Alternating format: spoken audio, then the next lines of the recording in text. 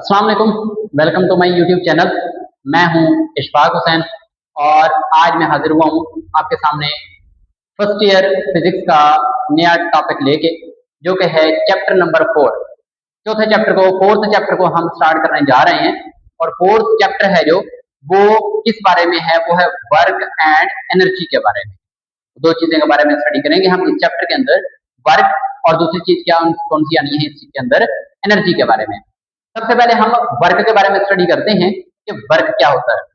Work क्या है, सबसे पहले इसका जो पहला टॉपिक है वर्क का, वो है work done by constant force. हम सबसे पहले स्टडी करेंगे कांस्टेंट फोर्स के जरिए से वर्क कैसे होता है, वर्क क्या होता है कांस्टेंट फोर्स के जरिए से। सबसे पहले लेकिन समझते हैं कि कांस्टेंट फोर्स क्या होती है। कांस्टेंट फोर्स के बारे में समझेंगे, फिर हम आगे पता चलेगा कि वर्क किसे कहते हैं, कांस्टेंट फोर्स की वजह से वर्क कौन सा होगा। जी बेटा, तो चलते हैं कांस्टेंट फोर्स की तरफ। कहता है कि if the magnitude and direction, दोनों चीजें, कोई भी क्वांटिटी हो, वेक्टर क्वांटिटी होती है जो भी, वेक्टर क्वांटिटी के अंदर टोटल दो तरह की चीजें होती हैं। एक होता है उसकी मैग्नीट्यूड और दूसरी चीज होती है उसकी डायरेक्शन।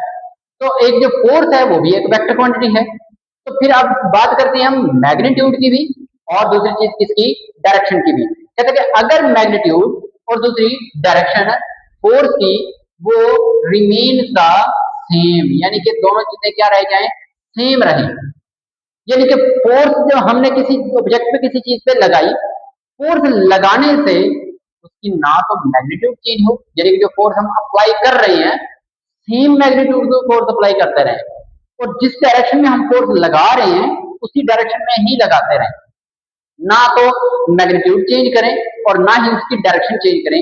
जब दोनों चीजें सेम होती हैं उस वक्त की जो मोशन के अंदर जो वो फोर्स होती है, उस फोर्स को नाम दिया जाता है कांस्टेंट फोर्स का, मतलब सेम रहने वाली फोर्स का। यानी कि ऐसी फोर्स जो कभी भी चेंज या तब्दील ना हो रही हो, उसको हम नाम दिया जाता है कांस्टेंट फोर्स का। अब उस कांस्टेंट फोर्स की वजह से हमने वर्क को डिफाइन करना है कि वर्क किसे कहते हैं।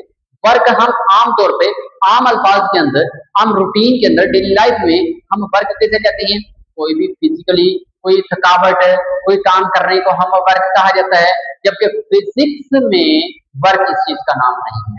फिजिक्स के अंदर वर्क के लिए दो टर्म्स यूज की जाती हैं जो कि इसको कंप्लीट बयान करती हैं, डेफिनेशन बताती हैं वर्क की। कौन कौन सी दो चीजें हैं फिजिक्स के अंदर वर्क के लिए? एक आती है फोर्स, फोर्स हो गए होगी वो वर्क को बयान करेगी, और जो दूसरी चीज होती है वो होती है उसका डिस्प्लेसमेंट। यानी कि डिस्प्लेसमेंट और जो फोर्स है, ये दो चीजें मिलके हमें, डिस्प्लेसमेंट और फोर्स दो चीजें मिलके हमें वर्क के बारे में बताएंगे। ठीक हो गया। तो अब चलते हैं डेफिनेशन ऑफ वर्क की तरफ कि वर्क किसे कहते हैं, क्या कहता है। सबसे पहले अब वर्क की डेफिनेशन के भी यहाँ पे दो केसेस यहाँ पे बयान किए गए हैं, दो केसेस आपके सामने रखते हैं वर्क की डेफिनेशन के भी, वर्क के लिए भी। कौन कौन से? पहला केस ये है कि जब फोर्स और डिस्प्लेसमेंट आपस में सेम डायरेक्शन में लग रहे हो, जिस डायरेक्शन में फोर्स लग रही है उसी डायरेक्शन में वर्क हो रहा हो। मतलब ये है कहने का मतलब ये है कि अगर कोई ऐसा सीन हो जाए, अगर कोई ऐसी चीज हो जाए कि हमारे पास, फर्ज कर लें यहाँ पे हमने कोई एक अदद ये ब्लॉक रख दिया, ये एक अदद ब्लॉक पड़ा हुआ है कहीं पे, तो हम क्या करते हैं, इस पे ये फोर्स अप्लाई करते हैं, इस पे हम क्या करते हैं, ये फोर्स अप्लाई करते हैं, इसको खींचते हैं आगे की तरफ। तो ये जो ब्लॉक है ये जाएगा अपना डिस्प्लेसमेंट कवर करेगा उसी डायरेक्शन के अंदर, हमने इस पे फोर्स लगाई इस डायरेक्शन में, तो उसी डायरेक्शन के अंदर ये क्या करेगा, डिस्प्लेसमेंट कवर करेगा। अब इस किस्म की जो फोर्स है, अब ये जो होगा यहाँ पे ये भी वर्क होगा।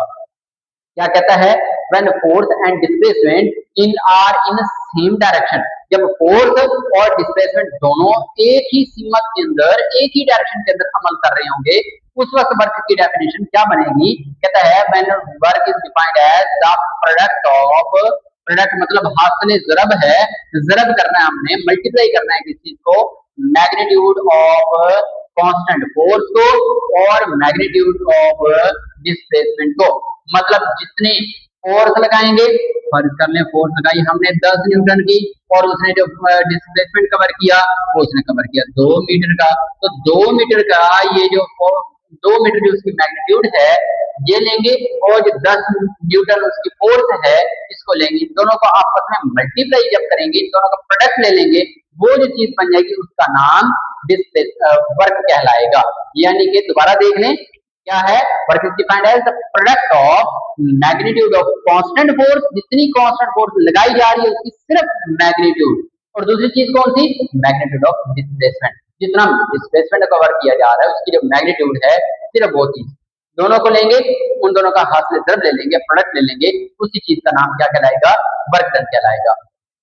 दूसरा केस है, इस केस के अंदर क्या कहते हैं, इसके अंदर कहता है कि when a force and displacement are not in the same direction, यानी कि ये जब दोनों आपस में सेम डायरेक्शन में एक ही सीमत में ना हो, मतलब ये है कहने का, जब हमारे पास ये वाला एक ब्लॉक पड़ा हुआ है, हम क्या करते हैं इस ब्लॉक पे फोर्स लगाते हैं, जो फोर्स लगाई जाएगी वो इधर से लगाई जाएगी, इसको इस डायरेक्शन में ये फोर्स लगे इसको, ठीक हो गया। जबकि इसने जो डिस्प्लेसमेंट कवर करना है वो इधर से ये सीधा डिस्प्लेसमेंट ये कवर करना है। तो अब जो ये वाली सूरत होगी, ये वाली जो सूरत पैदा हो जाएगी, इसके दरमियान एक जाविया है डिस्प्लेसमेंट और फोर्स के दरमियान, एंगल है थीटा। अब ये जो चीज हमारे पास जो चीज है, ये जो भी ब्लॉक है, जो भी ऑब्जेक्ट होगी, ये मूव करेगी with respect to the displacement, और फोर्स देखिए किसी एक एंगल पे मूव करेगी।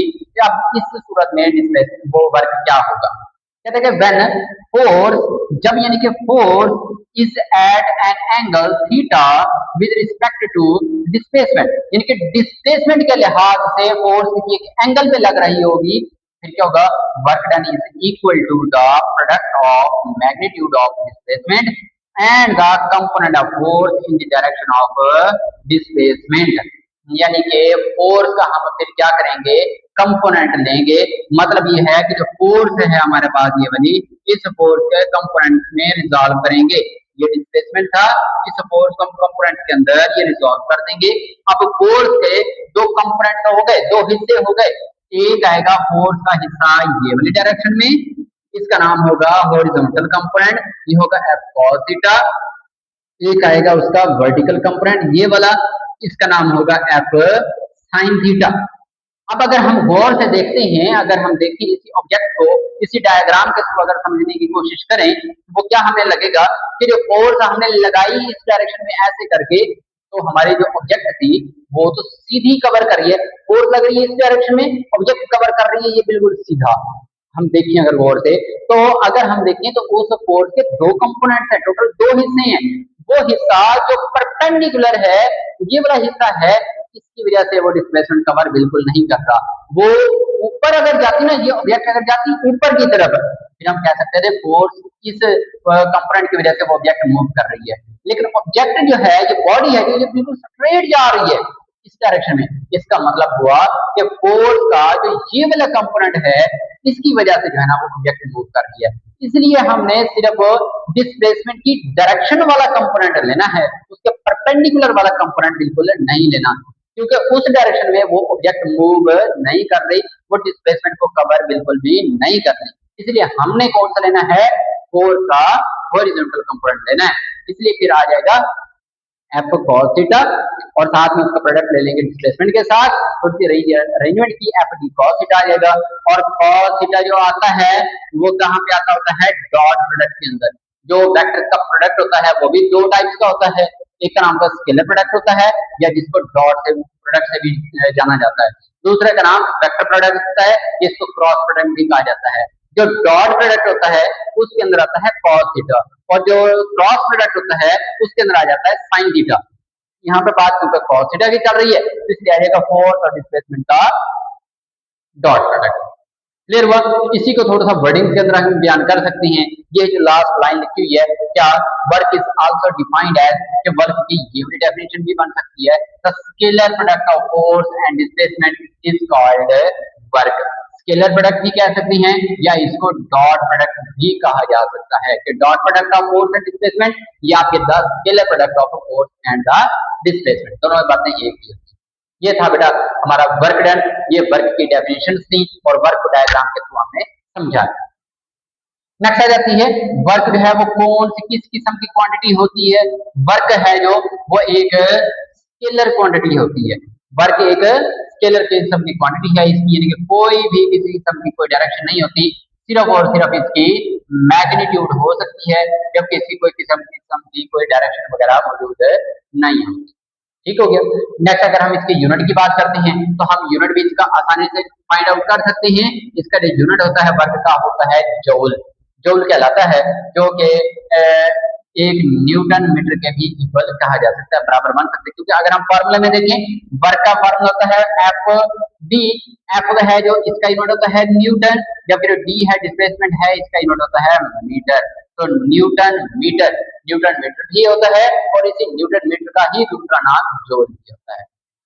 तो डायमेंशन की अगर हम बात करते हैं, वर्क की डायमेंशन भी हम फाइंड आउट कर सकते हैं, वो फिजिकली हम फाइंड आउट भी कर सकते हैं। वर्क की डायमेंशन कैसे मालूम की जा सकती है, तो वर्क की डायमेंशन है वो होती है ये वाली। तो थोड़ा सा चले डेरिवेशन आपको करके दे देता हूँ कि थोड़ी बहुत। हमारे पास वर्क का यूनिट होता है न्यूटन मीटर, हम यहाँ पे करते हैं न्यूटन मीटर होता है इसका यूनिट वर्क का।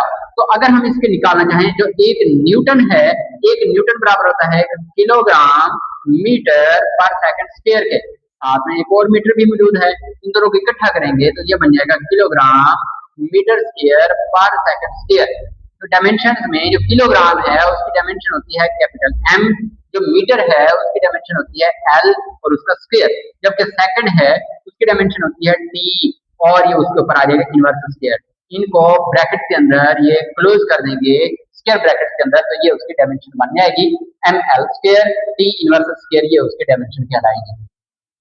जबकि ये जो हमने अभी न्यूटन, ये जो जौल अभी हमने पढ़ा, एक जौल किसके बराबर होता है, एक जौल किसे कहते हैं, कब एक जौल वर्क होगा, कब दो जौल होगा, कब तीन जौल वर्क होगा, ये हम देखते हैं। कहता है कि व्हेन वन न्यूटन फोर्स, कि जो एक ऑब्जेक्ट है, जो चीज हम ले रहे हैं, ये जो ब्लॉक ले रहे हैं, इस पे फोर्स लगे, कितनी फोर्स लगे, उस पे फोर्स लगनी चाहिए 1 न्यूटन, और 1 न्यूटन फोर्स की वजह से वो बॉडी, वो चीज कवर करे डिस्टेंस कितना, सिर्फ 1 मीटर। तो उस वक्त का जो वर्क होगा, उस वक्त का वर्क जो होगा उसको हम नाम देंगे 1 जूल का।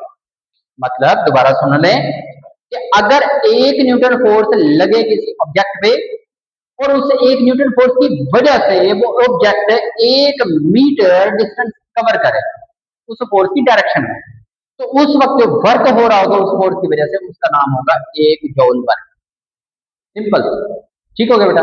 नेक्स्ट आ जाता है थोड़ा सा इसके बारे में, साइंस के बारे में, अलामात के बारे में। अगर हम देखें कि वर्क डन जो है वो पॉजिटिव भी होता है, नेगेटिव भी होता है, जीरो भी हो जाता है बार बार वर्क डन। तो ये कैसे होता है, कहता है कि इफ द एंगल बिटवीन, अगर वो जो जाविया है, एंगल है जो वर्क और जो डिस्प्लेसमेंट और फोर्स के दरमियान मौजूद है, the angle between force and the displacement is less than 90, यानी कि वो क्या हो, 90 से लेस हो, 90 से छोटा हो, यानी कि जो एंगल थीटा है वो 0 डिग्री ना हो, वो 1 डिग्री से लेकर 89 डिग्री तक ये वाला हो जाए, उस वक्त जो वर्क आएगा, हमें जो वर्क मिलेगा, डब्ल्यू मिलेगा, वो मिलेगा हमें पॉजिटिव, पॉजिटिव आएगा उसका आंसर। कैसे पॉजिटिव आएगा, हमें पता है वर्क जो का जो फॉर्मूला होता है वो होता है W equal F D cos theta. अभी हम ये थीटा है, थीटा की जगह पे अगर हम पुट करते हैं ना एंगल, और कर लें थीटा हमारे पास 60 डिग्री है, तो अगर हम इसके अंदर 60 पुट करते हैं तो यह आ जाएगा एफ डी कॉस 60, और कॉस 60 होता है वो होता है कितना होता है, वो होता है 0.5 के बराबर होता है। ये आंसर इज द पॉजिटिव, ये आ जाएगा 0.5, यानी कि एफ डॉट डी हो जाएगा, यानी कि पॉजिटिव आंसर आएगा उसका। कब, जब एंगल जो है वो 90 डिग्री से कम हो। जबकि अगर एंगल 90 डिग्री से बढ़ जाता है, फोर्स और डिस्प्लेसमेंट के दरमियान जो एंगल है थीटा, वो 90 से बढ़ जाता है, 90 से बढ़कर कहां तक चला जाता है, वो यानी कि 90 से बढ़कर कहां तक चला जाता है, 180 तक चला जाता है। तो ये वाला जो वर्क डन होगा, उस वक्त का वर्क डन जो होगा वो कौन सा होगा, वो नेगेटिव वर्क डन कहलाएगा। उस वक्त का वर्क डन है नेगेटिव होगा, यानी कि वो पॉजिटिव है नहीं आएगा। अगर हम वर्क करने ले कोई भी वैल्यू इसके अंदर ले लेते हैं, इसका जो आंसर है वो नेगेटिव आएगा। अब 90 से छोटा हुआ तो पॉजिटिव, 90 से बड़ा हुआ तो नेगेटिव। जबकि अगर एंगल उसका हो ही 90 इक्वल टू 90 हो तो उस वक्त जो वर्क डन होगा वो कितना होगा, जीरो। कैसे प्रूव करके देते हैं, हमारे पास W बराबर है F D cos theta, theta इसमें जी हम थीटा क्या करते हैं 90 डिग्री ले लेते हैं। तो अगर हम थीटा 90 डिग्री को लें तो ये बन जाएगा एफ डी कॉस 90। जबकि जो कॉस 90 होता है ये आप लोग निकाल कर खुद देख भी सकते हैं, वो जीरो के बराबर होता है। तो अगर हम इसके अंदर जीरो पुट करते हैं तो W will be equal to zero. इसका जो वर्क डन होगा वो हो जाएगा सारे का सारा खत्म हो जाएगा, वो जीरो हो जाएगा। फॉर एग्जाम्पल ये थीटा 90 कब बनता है, जब हम क्या करते हैं कोई चीज, कोई बाल्टी वगैरह हमने उठा के लेके जा रहे हैं। अब हमने जो फोर्स लगाई हुई है वो हमने लगाई हुई है ऊपर की तरफ। फोर्स की जो डायरेक्शन है यहाँ पे वो होगी अपवर्ड डायरेक्शन में फोर्स लग रही होगी। जबकि जो बाल्टी है, ये जो भी चीज हम जो डिस्प्लेसमेंट कवर करवा रहे हैं उस चीज को, वो इस डायरेक्शन में कवर हो रहा है। ये डिस्प्लेसमेंट कवर हो रहा है, ये फोर्स लगाई जा रही है, दोनों के दरमियान एंगल जो होगा 190 डिग्री होगा। इस केस के अंदर वो ऑब्जेक्ट कोई भी वर्क डन परफॉर्म नहीं करेगी। यानी कि जब हम कुछ उठाते हैं, उठा जैसे लेके जा रहे हो, वर्क कोई नहीं होता। सुबह से लेकर शाम तक हम चीजें उठा के रखते रहे, उठा के रखते रहे, work will be the zero. ठीक हो गया। इसके अलावा एक और कंडीशन भी है जहां पे वर्क डन जीरो होता है, वो है जीरो डिस्प्लेसमेंट वाली कंडीशन। जहां पे डिस्प्लेसमेंट जीरो हो जाए, कहां पर डिस्प्लेसमेंट जीरो हो जाए, जब भी कोई ऑब्जेक्ट ये दायरे में सर्कल के अंदर वो ऑब्जेक्ट मूव करती है, जहां से वो ऑब्जेक्ट चलना शुरू हुई, मूव करके वहीं पे आकर रुक गई, उस वक्त का जो डिस्प्लेसमेंट होगा इस केस के अंदर डिस्प्लेसमेंट होगा जीरो। जब डिस्प्लेसमेंट जीरो हो जाएगा तो जिसकी वजह से सारे का सारा जो वर्क डन है वो जीरो हो जाएगा। इस केस के अंदर जो फोर्स लग रही होती है उस फोर्स को कहते हैं सेंट्रीपिटल फोर्स। वो जो सेंट्रीपिटल फोर्स है, इसके कहने का मतलब है जब भी सेंट्रीपिटल फोर्स लगेगी उस सेंट्रीपिटल फोर्स की वजह से जो वर्क डन है वो जीरो हो जाएगा।